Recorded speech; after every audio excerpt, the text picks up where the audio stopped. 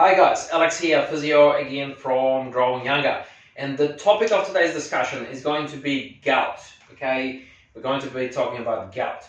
So the reason why I've chosen gout for today is because, first of all, there's a lot of people that we see in Growing Younger that have gout, and also a lot of people who have gout and know they have gout, they don't fully understand the condition. They don't know how to manage it. They don't even understand what causes it, okay? So I'm going to clarify things. I'm going to put things in simple language so everyone can understand what's happening. Okay, so first of all, so one thing important to note is that gout is a type of inflammatory arthritis. Okay, so it is a type of arthritis. So what actually causes gout is that in your blood you have something called uric acid or urate. Okay, so when your levels of urate increase for whatever reason, in some people, it causes the buildup of little crystals inside your joints. So these crystals, once there's enough of them, it's almost like having sharp little broken glass inside your joints. Okay, so gout usually affects the joints of your lower extremities, so your legs. Okay, so the most common would be your great toe. So the base of your great toe would be one of the most commonly affected joints in your body, followed by the ankle, and then followed by the knee. Okay, so those are the three most common joints to be affected. So essentially, I'm going to try and draw a picture. Hopefully you can see it. But essentially, it's like if you have a joint, which is the connection between two bones. Okay, so that's what it should look like. And then when you have gout, you have bits of like broken glass on the edges on both sides.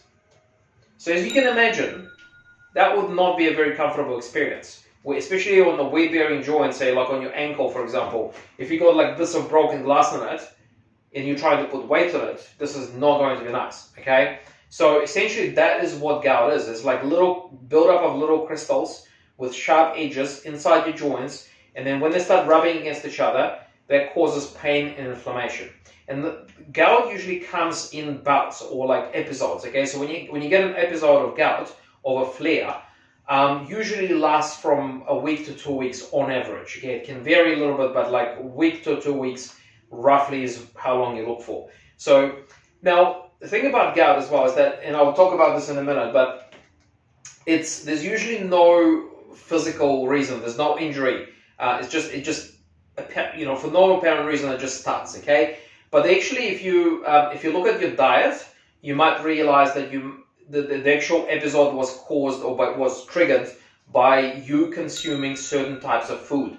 And I'll tell you in a minute what those foods are. Okay? So who is at risk? Who is at risk of arthritis? So number one, if you're overweight, if you're obese, okay, you're definitely more at risk of getting gout. Okay? Now another significant factor is your family history. Okay? So genetics. If your mom, dad had gout, or if your granddad had gout, you're more likely to get it again. Okay, unfortunately, that's just how life is. It's not always fair. Okay. Now another factor is menopause. So if you're one of those women that goes through menopause at the moment, because of all the hormonal changes, it can actually give you gout as well. So that's just something to keep in the back of your mind. Now, age again. So with age, yes, you definitely. Most people who get gout, they usually get it after 40. Now, occasionally, especially for males, you can get it at a younger age. And unfortunately, if you get it in a younger age, it tends to be more severe as well. Okay, but most people will get it later in life. So if you consume alcohol, so alcohol is a trigger for getting these flares of gout. So foods, okay, what are the foods that trigger gout? Okay, so red meat, okay, so your beef, lamb, that sort of thing.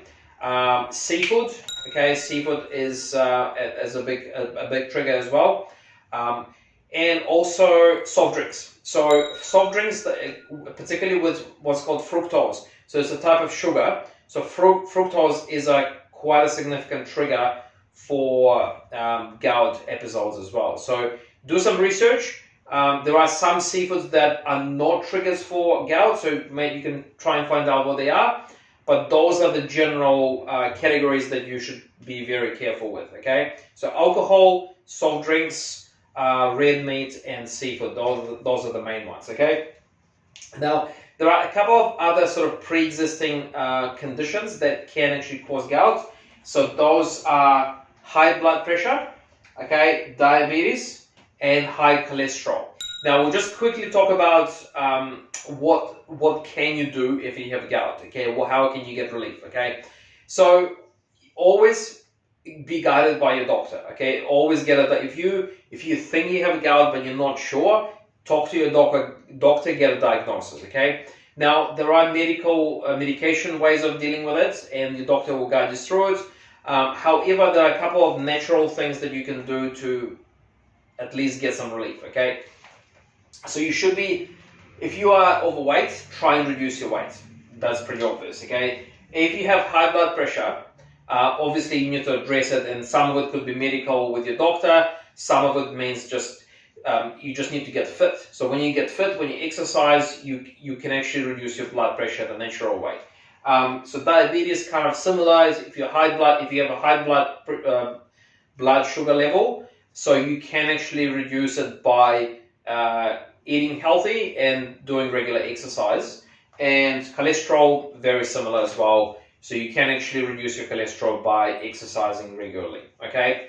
So those are kind of the areas to cover. Now, if you already have an episode of gout, it can be very painful, okay? You may not even feel like exercising, and if it's too painful, you probably shouldn't force it. And a couple of things you can do to help it is like just sometimes it helps to put a bit of ice on the area of the body that's hurting, and that can actually give you a little bit of relief, okay?